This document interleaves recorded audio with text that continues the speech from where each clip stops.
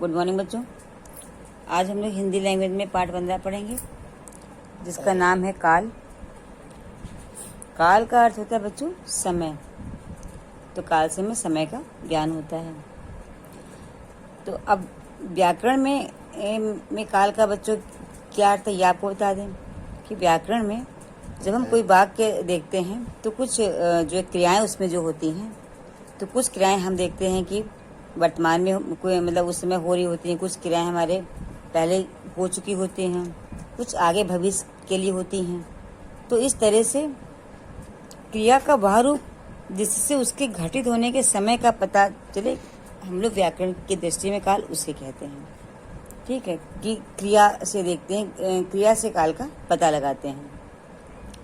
जिस समय में वो क्रिया घटित हुई वह काल कहलाता है। अब देखिए, आपको उदाहरण से बच्चों बताते हैं। ये चित्र देखिए, ये चित्र है, इस पर आधारित कुछ वाक्य हैं। अब इन वाक्यों में देखिएगा कि किस किस तरह के वाक्य, किस किस तरह की क्रियाएं प्रयोग हुई हैं। कि अवकाश में संजू गोवा गया था। अब अवकाश छुट्टियां थी तो संजू गोवा गया था। अब देखिए, यहाँ पर जो हमारी क्रिया है वो गया था है। उसने वहाँ समुद्र में नदियाँ देखी। उसने वहाँ पर जो चीज़ें जो देखी तो समुद्र और नदियाँ देखी। तो देखिए यहाँ पर क्रिया देखी। अब उसकी क्रिसमस की छुट्टियाँ चल रही हैं। अब क्या चल रही? क्रिसमस की छुट्टियाँ। अब देखिए, यहाँ पर हमारी क्या है, क्रिया रही है में आया है। वह दिल्ली आया हुआ है। संजू लाल किले के सामने खड़ा है। वह सोच रहा है कि इस बार वह गर्मी की छुट्टियां होंगी तो शिमला जाएगा। अब देखिए, गर्मी की छुट्टियां होंगी, अभी हुई नहीं है, तो शिमला वो जाएगा। ठीक है, अपने माता पिता से कहेगा कि उसे पहाड़ कभी नहीं देखे। वह शिमला जाएगा और बर्फ से ढके पहाड़ देखेगा। अब देखिए बच्चों, इसमें ये जो वाक्य दिए गए हैं, इनमें देखिए कितने तरह की क्रियाएं प्रयोग हुई हैं। अवकाश में संजू गोवा गया था। अब इस वाक्य को देख करके आपको पता लग रहा है कि वो गोवा जा चुका है, मतलब गोवा जाने का काम उसका पहले हो गया है। तो ये हमारा बीता हुआ कार्य हो गया। ये क्रिया जो संपन्न हुई ये क्रिया जो है बीते हुए समय में संपन्न हो चुकी है। और वहाँ पर उसने समुद्र और नदियाँ देखी, तो ये भी बीते हुए समय में ये क्रिया संपन्न हो गई है। अब क्रिसमस की छुट्टियां चल रही हैं। अब देखिए, ये जो छुट्टियां हैं उसकी अभी हैं, तो ये इसका जो समय क्या है, वर्तमान का है, अभी चल रही हैं, मतलब अभी प्रेजेंट में, वर्तमान में। और वह दिल्ली आया हुआ है।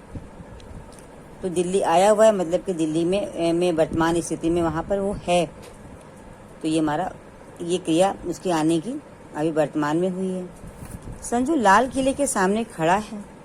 देखिए, लाल किला है, उसके सामने संजू खड़ा है। तो खड़ा है, इस क्रिया से पता लग रहा है कि वर्तमान समय की बात हो रही है, उसी समय की बात हो रही है। वह सोच रहा है कि इस बार गर्मी की छुट्टियां होंगी तो शिमला जाएगा। अब देखिए, वो सोच रहा है, ये तो वर्तमान है। अब गर्मी की छुट्टियां होंगी, आगे ये प्लान है, ये योजना है कि छुट्टियां होंगी भविष्य में। तो ये देखिए, क्रिया भविष्य के लिए क्रिया है, होगी, छुट्टी होगी, तो तब वो शिमला जाएगा, तब उसका शिमला जाने वाली क्रिया उसकी होगी।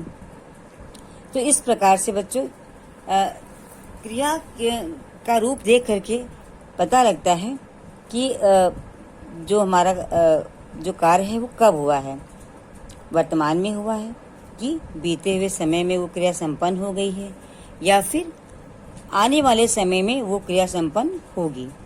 तो इसीलिए व्याकरण में क्रिया की परिभाषा बनी है कि क्रिया का वह रूप जिससे उसके घटित होने के समय का पता चले वो काल कहलाता है। ठीक है, अब देखिए, काल के कितने भेद होते हैं? तो काल के बच्चों 3 भेद होते हैं: भूतकाल, वर्तमान काल और भविष्य काल। अब बच्चों, इसके आगे का पाठ हम लोग कल पढ़ेंगे। Okay, bye. भूतकाल, वर्तमान काल और भविष्य काल। अब बच्चों, इसके आगे का पाठ हम लोग कल पढ़ेंगे। Okay, bye.